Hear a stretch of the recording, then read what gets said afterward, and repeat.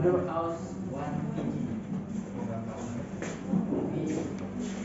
Bapak Ibu semuanya, Bismillahirrahmanirrahim. Assalamualaikum warahmatullahi wabarakatuh. Waalaikumsalam warahmatullahi wabarakatuh.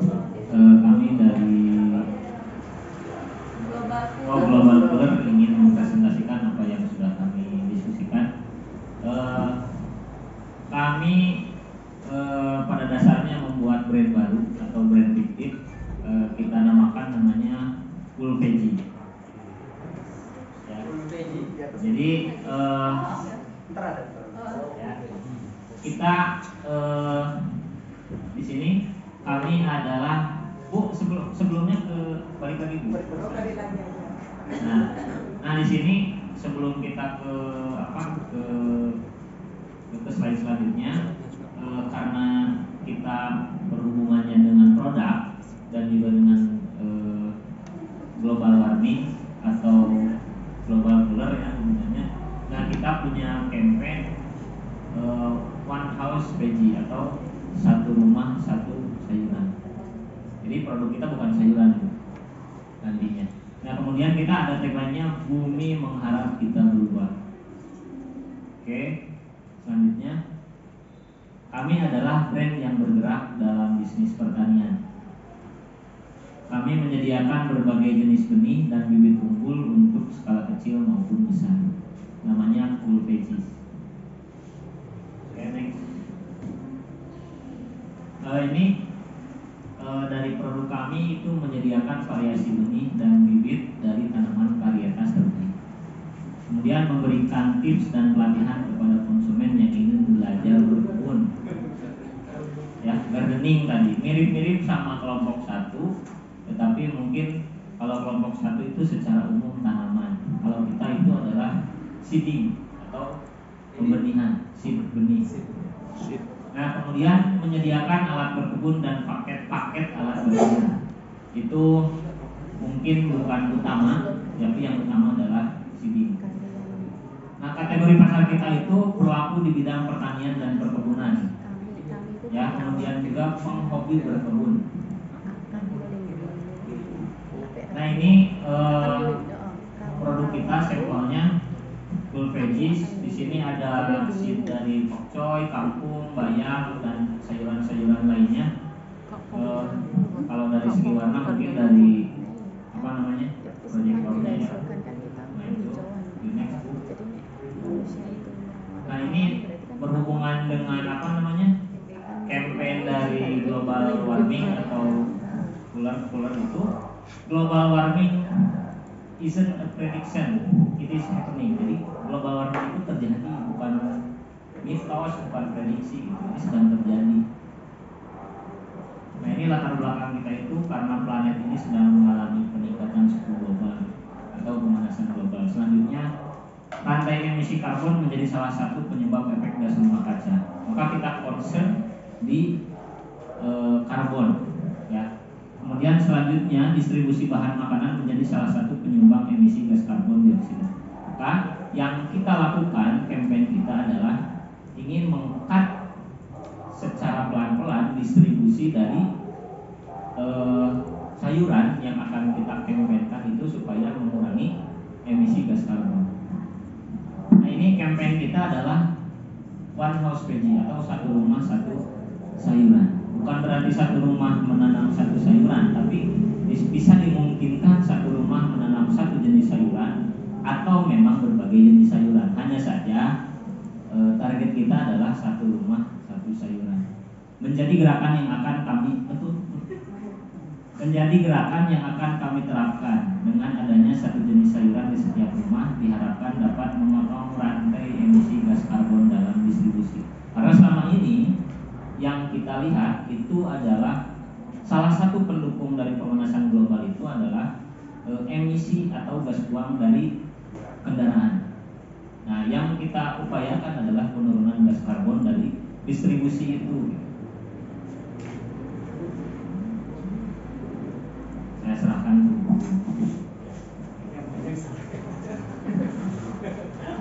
Oke, jadi terkait tentunya storytelling yang akan kami sampaikan. Jadi ini nanti kita konsepnya kayak nanti gambaran kami adalah kayak storytellingnya Malika. Awalnya seperti itu. Jadi storytelling yang saya hadirkan adalah adanya narasi dan juga adanya dialog dari narasumber. Jadi contohnya gini, ini narator nanti akan mengatakan kalau bumi ini semakin panas, semakin hari semakin merasakan efek rumah kaca yang dulu hanya mitos belaka. Berbagai peringatan telah digaungkan, tetapi masih tidak kita hiraukan. Apa yang harus kita lakukan? Di sini saya punya gambaran, kami punya gambaran seperti ini. Jadi nanti akan ditampilkan konten nanti berupa video kalau orang-orang di sini itu udah mulai kepanasan di tengah kota gara-gara apa? Gara-gara adanya itu tadi asap kendaraan yang menimbulkan efek gas rumah kaca tadi, emisi karbon. Lalu di sini berikutnya ceritanya di sebuah daerah ada seorang bapak yang memiliki usaha atau brand menanam itu tadi, brand tentang pembenihan itu tadi. Jadi bapak itu berpikiran kalau efek rumah kaca yang kita rasakan saat ini adalah disebabkan oleh pola konsumsi makanan kita. Rantai karbon yang terbentuk dari distribusi sayuran dari petani ke pasar hingga ke rumah menjadi salah satu penyumbang emisi gas karbon dioksida di udara. Seperti itu.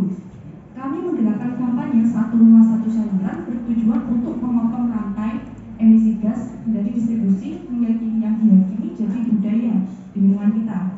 Dengan adanya satu jenis sayuran di setiap rumah diharapkan memberikan efek yang bisa memotong mungkin sedikit atau mungkin cukup banyak rantai emisi gas yang ada di lingkungan ini.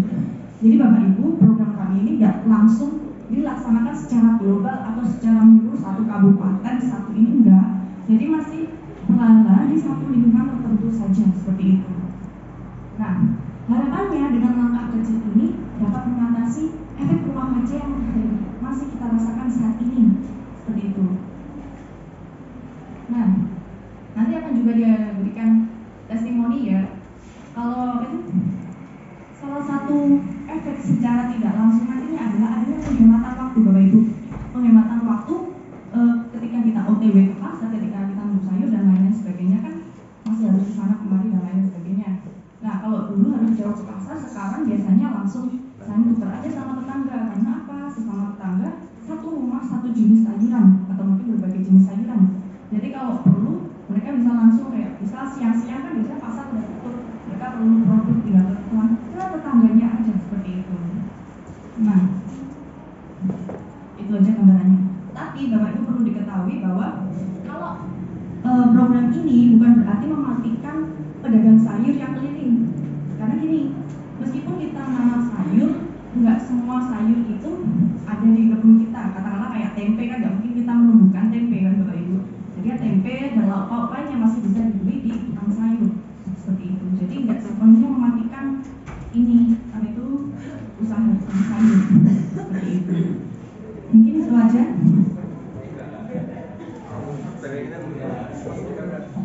Baik, itu tadi presentasi dari kami, Ulfedis dari Global Flame. Apakah ada yang mau merespon Bapak Ibu? Ya silakan Bapak. Terima kasih kesempatan untuk saya kelompok 4 Ya. Ya, materinya bagus Pak. Saya banget sama saya rumah ya betul ya. Cuma gini Pak, di kota-kota besar khususnya Jakarta yang metropolitan kayak lahan tanah itu kan sedikit Pak. Langsung mau dijawab ya? Enggak terlalu belum. Ini saya benerin. Ya, lahan tanah itu kan sangat sedangkan Bapak Ibu ini usahanya lebih yang produk yang patennya itu seed ya atau benih.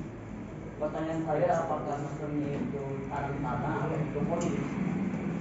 Kalau untuk di kota-kota besar, mungkin kalau misalkan di daerah yang Jawa Tengah seperti di Jakarta, ya Bapak Ibu lihat sendiri tanah lapang sangat banyak. Tapi kalau di daerah Jakarta yang notabene rumah-rumah itu sangat dempet-dempet dan tanah pun juga sangat tinggi.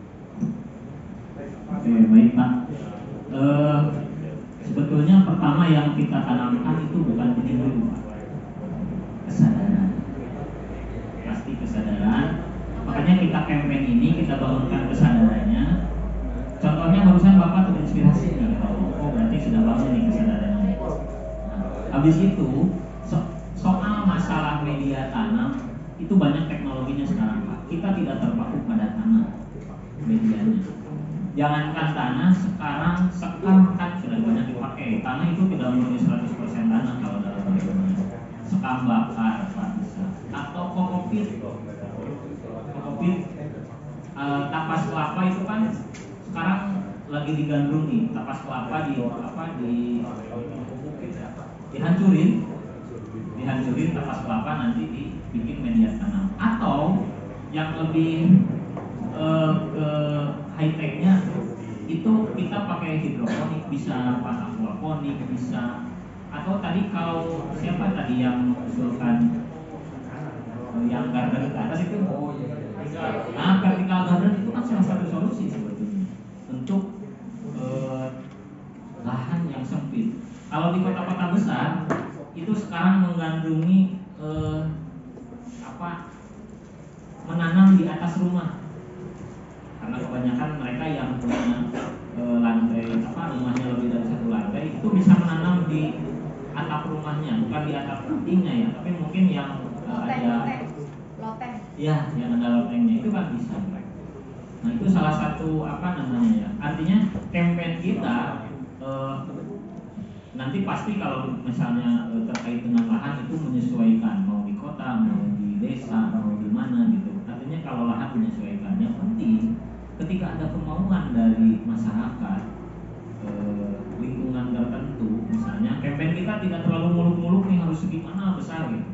Yang penting ada ada gerakan untuk mengurangi emisi karbon tadi. Salah satunya dari distribusi sayur. Begitu mungkin Pak. Saya rasa kalau lahan itu bisa kita akali ya. Bahkan sekarang menanam di busa juga bisa. Boleh Pak? Oke, terima kasih. Saya ingin menambahkan, Pak, saya kan dari Kalimantan Barat ya, di salah satu di kota Singkawang, ya, itu kan masyarakat di sana itu menanam menggunakan hidroponik Pak. Juga di lahan, karena Singkawang itu kota kecil Pak. Jadi di Singkawang itu kan kota.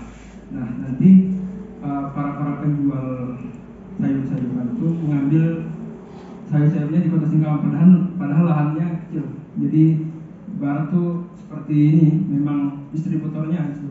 Jadi ke arah ke kabupaten mana gitu, Kabupaten Sambas gitu Pak. Itu saja. Juga kita juga menyediakan produk ini ya, pakai untuk berkebun. Jadi pakai berkebun nanti bisa berupa polybag dan lain-lain. Mungkin ada juga solusinya berupa taman sari itu ya Pak. Kita juga menyediakan di toko kami. Nanti bisa beli juga berupa bundle ya Pak, lebih murah. Nanti bisa juga beli satuan atau biji bisa dari kami. Kami ada tanah, ada pupuk, ada bibit dan lain sebagainya. Mantap. Dagang gini nih. Betul. Monggo ada yang lain? Oh iya. Silakan. Terima kasih. Mungkin yang ingin saya tanyakan di produknya Cool Veggies ini ada hambatan yang mungkin akan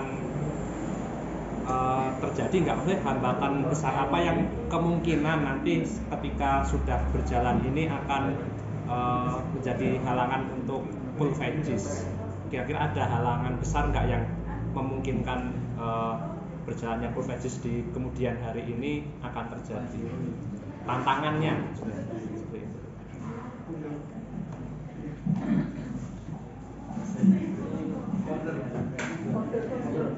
Saya kira kalau tantangan pasti sangat banyak Pak nanti. Bisa jadi itu datang dari pelaku distribusinya. Pelaku distribusinya mungkin seperti sopir gitu ya.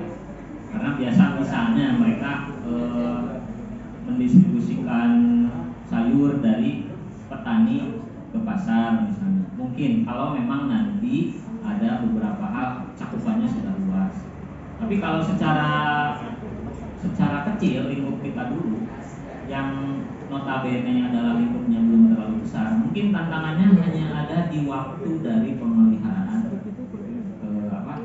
pemeliharaan sayur itu, tanaman itu pun untuk para pemula. mengadakan pelatihan. Saya kira kalau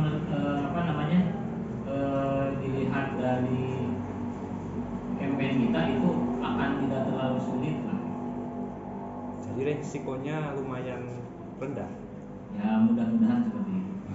Kalau misalnya nanti perkembangannya bagus, gitu, respon pasarnya bagus, contoh beginilah, kan distribusi itu petani ke pasar itu pakai mobil, yang mau tidak mau. Kemudian juga kita dalam skupan kecil, kita kalau ke pasar ya pakai motor, pakai mobil lah. Nah, kita mengurangi hal itu. Nah, mungkin kalau misalnya saya kebetulan nanam pakcoy, Pak Hendra nanamnya kangkung, Pak Heri nanamnya tomat. Saya butuh tomat nih, mau masak kangkung, kan saya bisa tukar pakcoy atau beli langsung ke Pak Heri atau Pak Hendra. Kan itu salah satunya. Secara skup kecil kita sudah menghemat. Tapi kalau misalnya nantinya skup besar kan lumayan juga.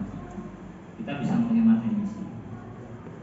Kecuali kita misalnya saya butuhnya banyak nih, punya mobil listrik nih, itu lebih bagus Pak.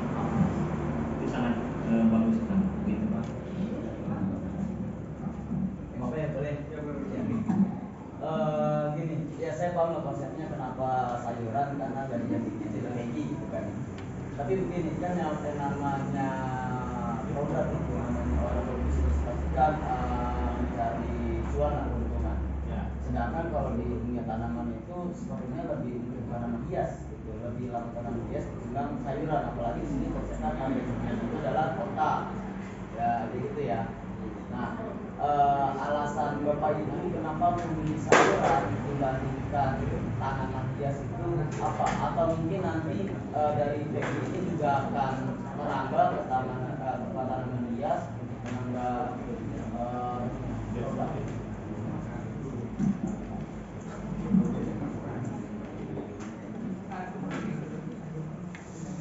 Ya. Nah itu betul Pak. Pertama Pak, kita milih sayur bukan tanaman hias itu karena sayur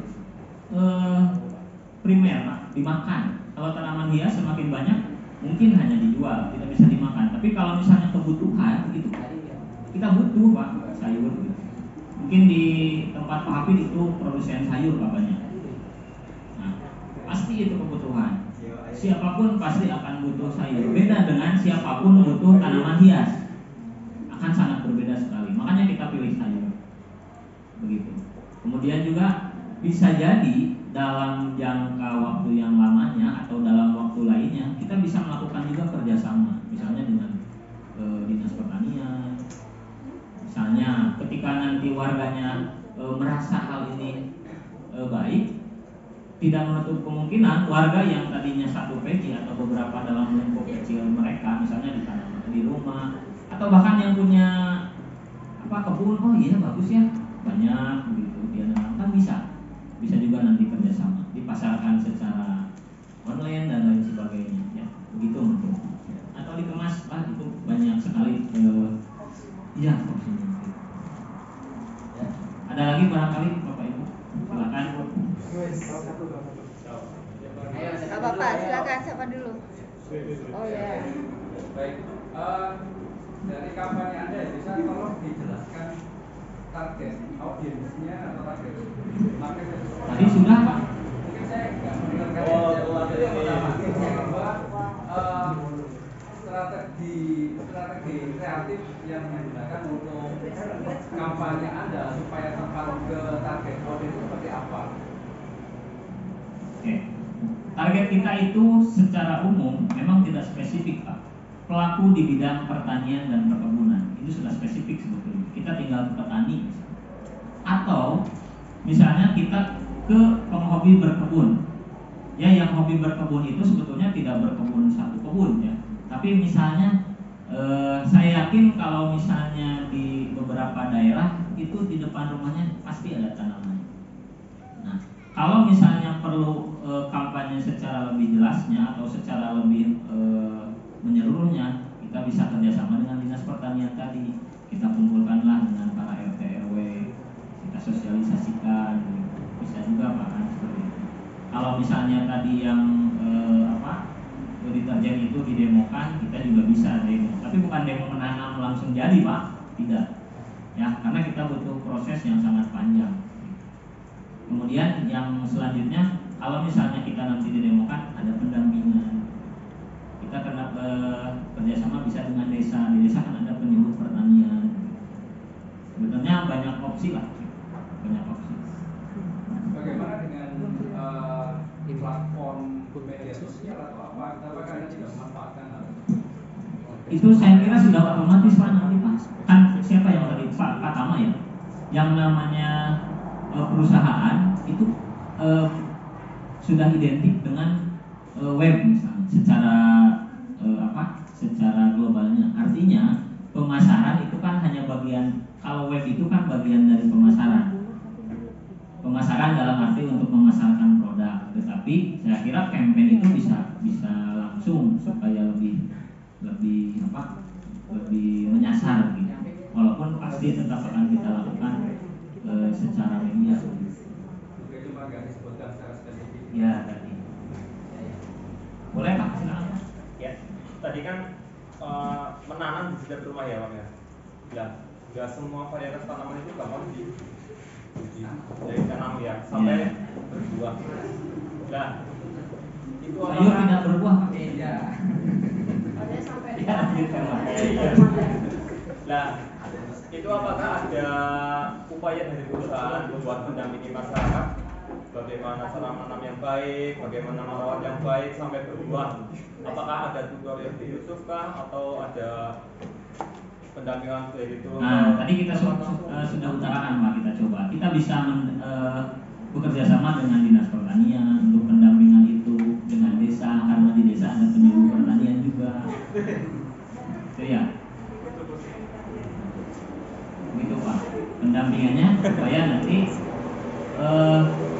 karena untuk menanam itu sebetulnya keinginan dulu. Kalau sudah keinginan, kalau misalnya perawatannya sudah benar ya, tentu dengan seperti Bapak tadi bilang ada tutorial. Mungkin belum kepikiran kalau kami tadi tutorial. Insya Allah kita nanti agendakan Pak. Tapi kan nggak sampai segitu dong. Gimana Pak? Nggak cuma sampai segitu. Iya kan ada penyuluhan tadi Pak. Di dalam pendampingan saya bilang kita kerjasamanya bisa dengan penyuluh pertanian. Ya, misalnya penyuluh pertanian kan masuk kita menanam. Habis itu kan lepas kontak ya sampai beberapa hari sampai tanaman itu tumbuh. Mungkin ada gejala apa pada daunnya atau apa.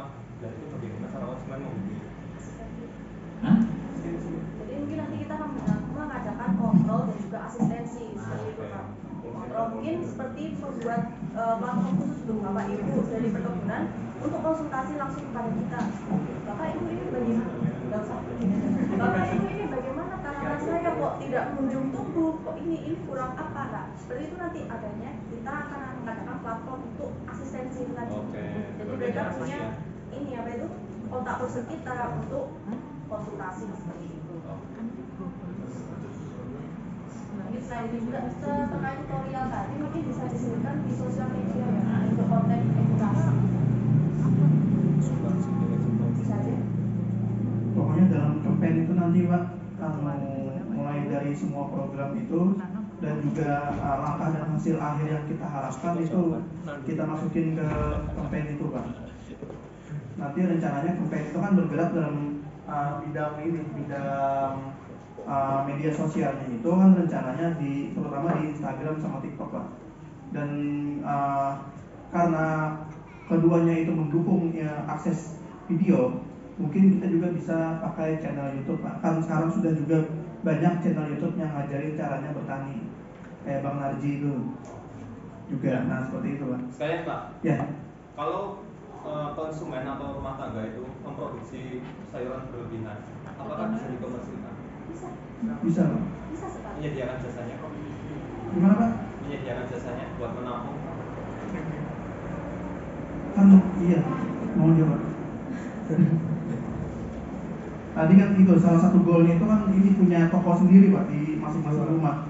Jadi biar bisa dikomersilkan. Jadi kalau udah banyak itu kan nggak perlu ini lagi nggak perlu nyari ke tempat lain lagi. Di kampung itu udah ada produsen sendiri yang bisa masing-masing menghasilkan sayuran tertentu Pak. Cuman maksudnya kalau berlebih loh, secara dari rumah tangga itu kita mau sayurannya itu langsung jadi uang biar kita bisa tanam ulang lagi. Ya, saya kira bisa Pak itu. Ya, nanti itu campaign kita, karena memang campaign pertamanya untuk memotong rantai distribusi itu mungkin mereka juga pasti bisa menjualnya untuk menjadi uang, bisa ke teman-temannya. Mungkin kita juga dalam pelatihan nanti akan diberikan juga gitu edukasi tentang penjualan, tentang iklan di media sosial. Ya mungkin cakupnya tidak terlalu banyak ya, dan untuk mereka sendiri. Itu kan cakupannya nggak skala nasional ya, mungkin sekitaran kota atau apalah. Apakah perusahaan Bapak itu menyediakan tempat buat? Nah, kalau sementara kita tidak menyediakan. Tidak menyediakan. Kenapa? Karena campaign kita tidak terlalu muluk-muluk untuk sampai ke sana. Campaign kita di awalnya membangun kesadaran untuk tentang global warming ini pertama. Kemudian yang kedua, kita menanam sayur itu selain memang tujuannya untuk memberikan penghematan tadi waktu supaya tidak ke pasar, kita mau sayur yang lain cukup ke tetangga, kita menghemat emisi Pak dari pendistribusian itu. Yang kita lakukan itu cuma melakukan itu sederhananya dulu lah. Kita tidak ingin muluk-muluk mau nasional atau apalagi internasionalnya. Sederhana dulu lah, menyadarkan lingkungan yang ada di sekitar kita dulu.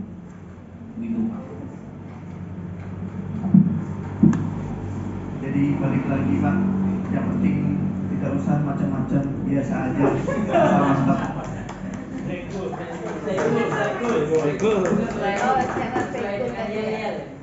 Baik, sudah tidak ada yang merespon.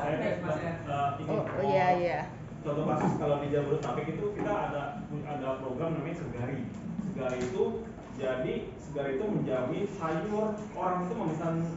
Sekarang orang itu tidak perlu datang ke pasar untuk mendapatkan sebuah sayur segar. Ada di Jabodetabek yang itu sudah berjalan programnya namanya Segari. Jadi Segari itu kayak model Gojek, kita tinggal pesan sayuran dan kalau dalam waktu 1 jam itu belum datang, itu sayur itu harus diretur dengan yang segar. Nah mungkin masukkan itu kan salah satunya ancaman ya, karena kan ini satu rumah satu sayuran gitu kan ya. Jadi mungkin ancamannya seperti itu. Jauh lebih efektivitas mana dibandingkan dengan yang tadi Segari, kita tinggal by gadget langsung datang dengan jaminan segar gitu, dibanding mungkin ya kalau ini kan by proses ya, cuma tadi ancamannya mungkin tadi itu yang saya bilang ada platform Segari kalau di Jabodetabek itu ada. Ya, sebenarnya namanya campaign Pak namanya, yang sudah kita bilang. Kalau kita tidak campaign, tentu kita jual ke siapa aja kan, mau orang petani gede kan, mau ke yang mana. Yang penting kita ngejual seed kita gitu. Tapi kita fokus kita di sini campaignnya itu, penyadarannya itu. Ya kalau misalnya tadi ada tanaman berlebih, kemudian nanti lingkungannya ada inisiatif dari mereka, kita cuma merangsang Pak untuk ke lingkungan. Gimana nih kalau nanti kita buat koperasi atau buat penampung itu kan mungkin buat mereka juga. Kita hanya merangsangnya di sini supaya nanti mereka mantik ya. Itu. Lebih luaskan program. Ya itu memang bagus Pak usulan seperti itu. Ya harapannya nanti itu ke mereka. Jadi mereka nanti beli seed ke kita, mereka menanam, ada yang berlebih, bikinlah ide seperti itu atau timbul ide seperti itu, mereka membuat yang menguntungkan mereka sendiri. Lagi saya menambahkan, perlu saya ingatkan ya Pak, kami toko bibit ini brand bibit bukan toko sayuran. Jadi kalau disaingkan dengan brand yang sudah besar yang tentang sayur yang langsung datang kayak sayur produk itu tadi, mungkin kurang relate untuk kurang setara untuk jadi pesaing kami. Mungkin pesaing kami ya tentu toko bibit yang lain. Baik, Mbak Diana mau sedikit ya. Tadi kan ada kaitannya program yang Bapak dan Mas dan Mbak presentasikan itu untuk menindaklanjuti karena adanya global warming juga ya. Oke, salah satunya adalah menanam sayur. Ya, sama seperti kelompok saya juga mengantisipasi global warming itu menanam tumbuhan yang efeknya jauh 20 tahun ke depan, 30 tahun ke depan. Nah, kalau di sini kan menanam sayuran, misalkan bayam, pokcoy, wortel, kalau sudah tumbuh kan harus kita konsumsi. Nah, hubungannya keterkaitannya. Bu, dengan, oke, sudah Bu? Sudah. Oke, sekali lagi Bu, campaign kita bukan penghijauan sayurnya. Terus. Campaign kita adalah memotong distribusi dari sayur itu. Iya, distribusinya, jadi emisinya yang mengurangi emisi dari proses pendistribusian sayur. Bu ngangkut sayur pakai apa Bu? Tinggal telepon aja datang tukang sayurnya. Maksudnya dalam skala itunya Bu, skala besarnya kan pakai kendaraan otomatis itu kan prosesnya ada karbon, gas buangnya, ada emisi gas buang. Yang kita coba mengurangi itu. Kita bayangkan kalau misalnya menghayal gitu ya, nanti besar ternyata setiap satu kabupaten itu misalnya tiap rumah menanam sayur kan lumayan distribusinya jadi berkurang. Walaupun tetap ada distribusi lain, tapi paling tidak ada satu celah dari sisi sayuran itu yang mengurangi distribusi atau mengurangi emisi gas buang. Begitu Bu? Iya. Baik, ya cukup menarik ya kelompok ini, mungkin karena semua udah pada makan gitu kan, terus sudah banyak masukan gitu. Sebenarnya pertanyaan-pertanyaan yang mau saya ajukan tadi juga sudah ditanyakan dan sudah dijawab juga, tapi saya mau memberi masukan terkait dengan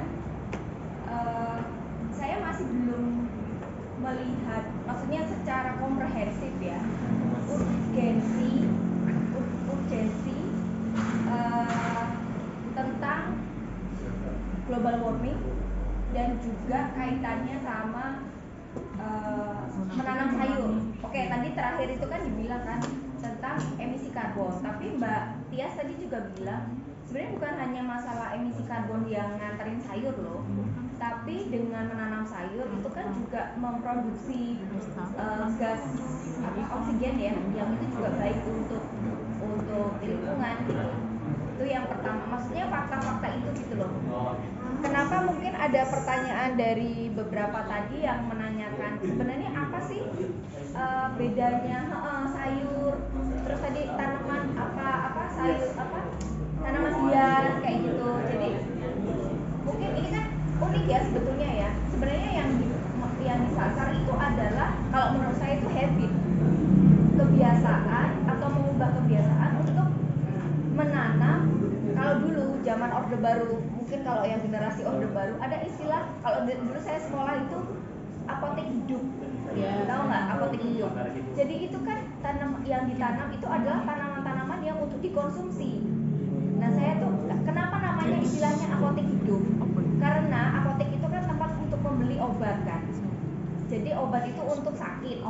Jadi kayak tanaman-tanaman itu tuh untuk mengobati gitu loh.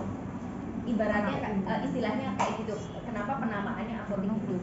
Yang kedua juga istilahnya di waktu zaman Orde Baru waktu itu ya, tapi nggak tahu mungkin sampai sekarang juga masih ada tuh, adalah ketahanan pangan. Jadi dulu zamannya Soeharto, Presiden Soeharto itu bilang kalau ketahanan pangan emang luas ya, artinya kan produksi beras kayak gitu yang dalam negeri dan lain sebagainya. Tapi menurut saya dari tingkat level rumah ya kan, ini kan penyediaan sayur dan lain sebagainya itu juga bisa ditanam. Jadi kamu menanam untuk rumahmu, kamu juga berkontribusi untuk lingkungan yang lebih luas gitu loh. Jadi hal-hal seperti itu juga bisa, sehingga konsep itu bisa dibawa bahwa ini make sense untuk jadi habit, kebiasaan, mengubah kebiasaan ya, karena itu ya juga nanti untuk kontennya mungkin bisa ditambahin sayur-sayur apa yang mudah untuk selain tadi cara nanamnya dan sebagainya, tapi sayur-sayur apa yang mudah. Dan sebenarnya saya pun juga saya sendiri kayak misalnya daun bawang itu kan sebenarnya jangan dipotong akarnya, tapi bisa ditanam lagi kayak gitu atau sayur pakcoy itu kalau misalnya ada bonggolnya jangan di ini ya kayak gitu. Jadi kayak campaign-nya yang atau isi kontennya tuh yang seperti itu gitu, yang mudah. Nanam sayur tuh mudah gitu, dan kamu tuh bisa mendapatkan benefit untuk rumahmu, untuk perutmu sendiri, tapi juga untuk lingkungan yang lebih luas lagi. Saya rasa gitu. Baik, menarik. Terima kasih. Kita belum ditutup. Silakan. Oke, terima kasih teman-teman semuanya atas masukannya, kemudian atas pertanyaannya. Mudah-mudahan